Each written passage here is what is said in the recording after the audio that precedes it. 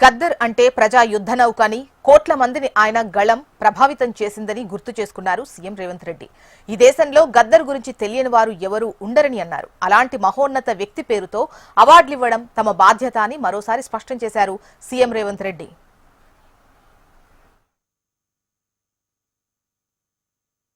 గద్దర్ ప్రజా యుద్ధ నౌక.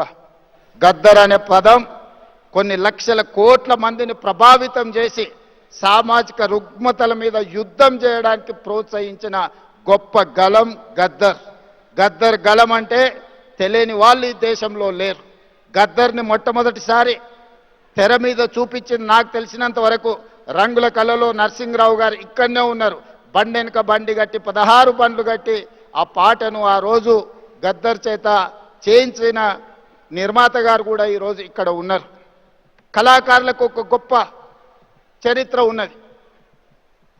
నిజాం సర్కార్కు వ్యతిరేకంగా పోరాటం చేసినప్పుడు బండి యాదగిరి రాసిన బండెనక బండి కట్టి ఏ బండ్లో పోతావు నిజాం సర్కారోడ్ అనే పాట నిజాం ప్రభువుల నుంచి విముక్తి కలిగించిన సాయుధ రైతాంగ పోరాటాన్ని ఒక కళాకారుడు ఒక కవి స్ఫూర్తినిస్తే ఒక సామ్రాజ్యాన్ని ఒక చక్రవర్తిని ఓడించి పేదలు ప్రజాస్వామ్యాన్ని సాధించుకున్నారు. అదేవిధంగా గద్దర్ యొక్క ప్రభావితం మొదటి తెలంగాణ ఉద్యమం, మళ్ళీ తెలంగాణ ఉద్యమం, నక్సల్బరీ ఉద్యమం గద్దర్ గలంతో లక్షలాది మంది సమాజంలో ఉన్న సమస్యలను, సామాజిక రుగ్మతలను, సమాజంలో ఆధిపత్యాన్ని చెలాయిస్తున్న వాళ్ళను ఎదిరించే గొంతుకగా గద్దరు నిలబడ్డాడు. అందుకే గద్దర్ ఒక చైతన్యం, గద్దర్ ఒక స్ఫూర్తి. ఆ గద్దర్ స్ఫూర్తితోని సమాజంలో ఉన్న రుగ్మతలని, సామాజిక సమస్యల్ని పరిష్కరించుకోవడానికి ఒక ఆయుధమే సినిమా. సినిమా అత్యంత ప్రభావితమైన శక్తి, ఒక weapon. The most powerful weapon is movie, film.